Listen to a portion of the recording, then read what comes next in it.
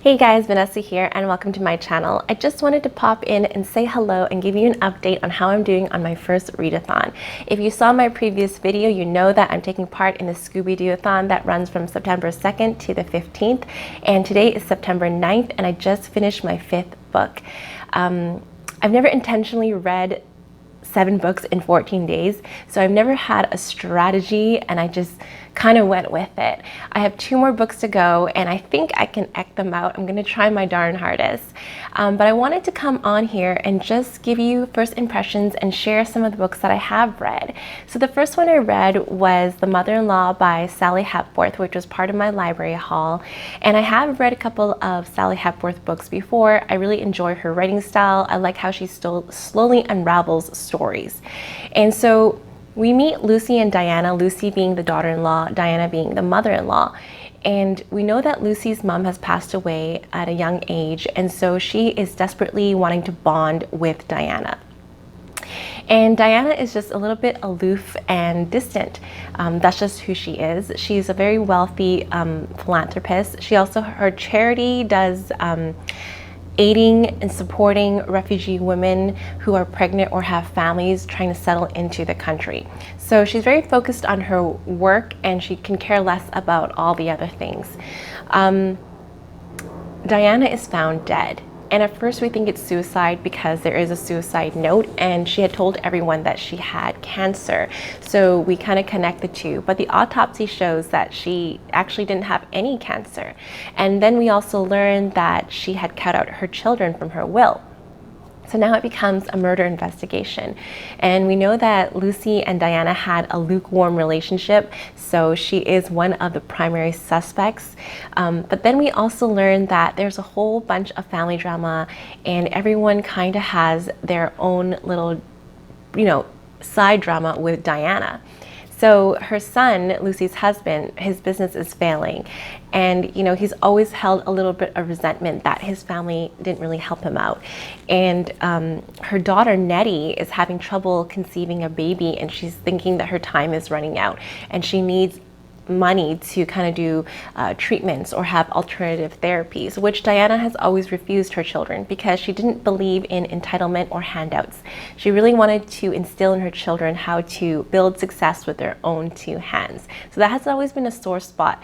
And so this story kind of follows each character and mainly Lucy and Diana flipping between past and present and trying to understand this family dynamic and of course who killed Diana. Did I love this story? I thought it was okay. It wasn't one of my favorite of Sally Hepworth's books. It did explore family dynamics, especially with so much money involved and the trickiness of it. But in the end, I was also lukewarm to it. But I will still continue reading Sally Hepworth books. The next one I did was Locked In by John Scalzi.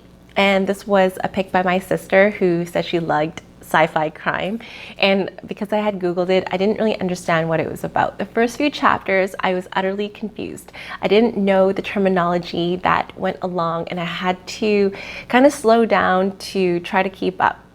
So in the distant future, the population has come down with a virus, kind of like the flu, and it affects people in 2 ways. So the first way is that you are completely paralyzed. Your consciousness is still active, but your body is paralyzed. And so you are basically locked into your body. And what the government has decided to do, because it has affected so many people, is that they came up with these things called threeps, which are essentially robots. And you would transfer your consciousness to this threep so you can still participate in society, but your physical body is hanging out in one room and your robot is, just going about your daily life. And the second one is people who are affected do get sick, but then they can still have control of their body. Just the structure of their chemistry of the brain changes. And they're called integrators because essentially what they could do is lend out their bodies to the people who are locked in, also known as Haydens. Instead of using a robot, they can actually merge consciousness with these people and use their bodies, say if they wanted to go to meetings or they just wanted to experience using their body again. Okay, so you're with me so far? Okay. And so our protagonist, Chris Shane, is Hayden. He has a threep and he just joined the FBI. It's his first week and crimes are still happening, of course. But this huge crime occurs where we're not sure, is it threep, is it person? And him and his partner have to discover what is going on. And it kind of goes deeper than that because the government has just announced they want to kind of discontinue the public funding for threeps. And they all want to go private. So it becomes like a corporate scandal where a lot of these companies are trying to monopolize the market to kind of come out ahead. There was a lot going on, and it was more of a story of police work. They really went through the procedures, they did the legwork, and it just had the added elements of futuristic robots and moving consciousness and things like that. So I thought the genre was interesting. It did take me a while to warm up to it, but I'm not opposed to reading more sci-fi crimes. The third book that I read was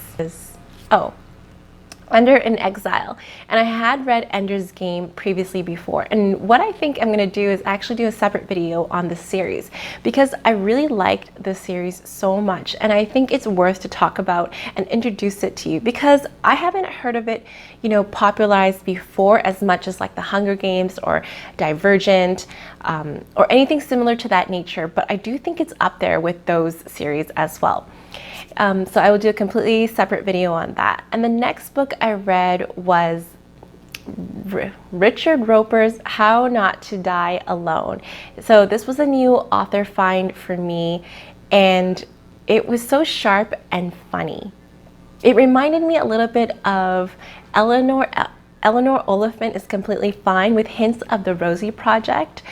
We follow Andrew, who has a crazily unique job that I have never heard of before. He works for the council. He gets called in when people pass away and they have no evidence of family or friends. So he goes to the residence and he looks for evidence of family or friends he can contact so they can help with costs of the funeral, or just to notify him that they passed away. So it's a little bit of like a sad job, and if nobody vouches for them, the council will pay for the bare minimum funeral. But that's not really Andrew's story. He has been with his coworkers for like quite a few years, and on his first day he told a little fib that he lives in this great house with his beautiful wife and 2 kids, but in contrast to that he actually lives alone in like a sad little flat, and his personal life is kind of bleak.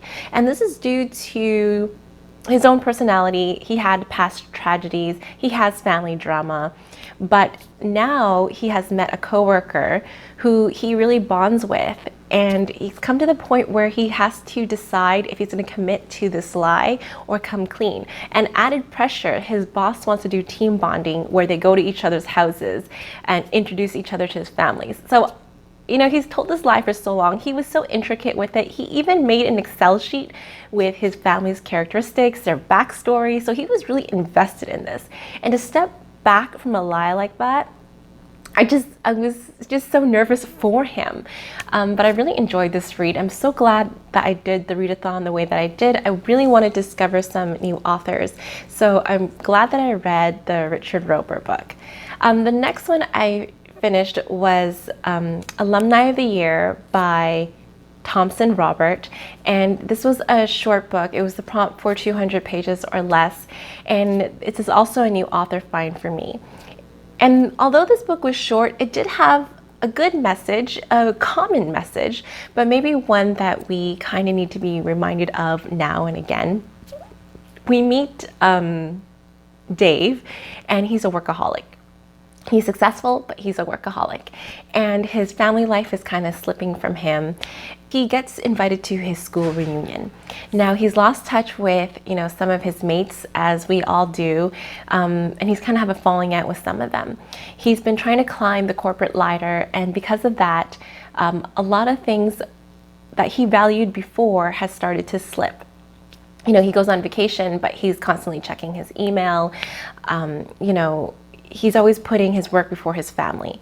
And so this has become like a sore spot. And as they go through this family vacation and school reunion, he starts to find himself again. And so this book carries an undercurrent of faith as well.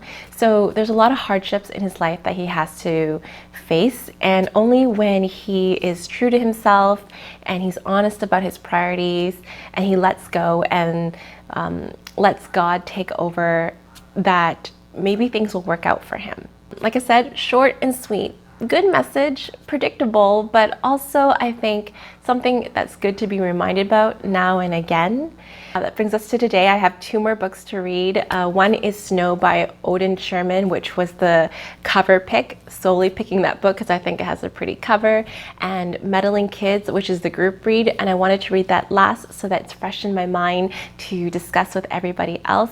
For my first readathon, I'm having a really good time. I think for the next one, I need to have a better strategy, but I have been talking to other booktubers and bookstagrammers, and they've been giving me great advice as well. Check out my bookstagram, VEEREADS_. I'm posting on there daily about my readathon as well. Guys, wish me luck. I will catch up with you when I'm finished my readathon, and I will do a wrap up about that. Until then, happy reading, and I'll see you in the next one. Bye.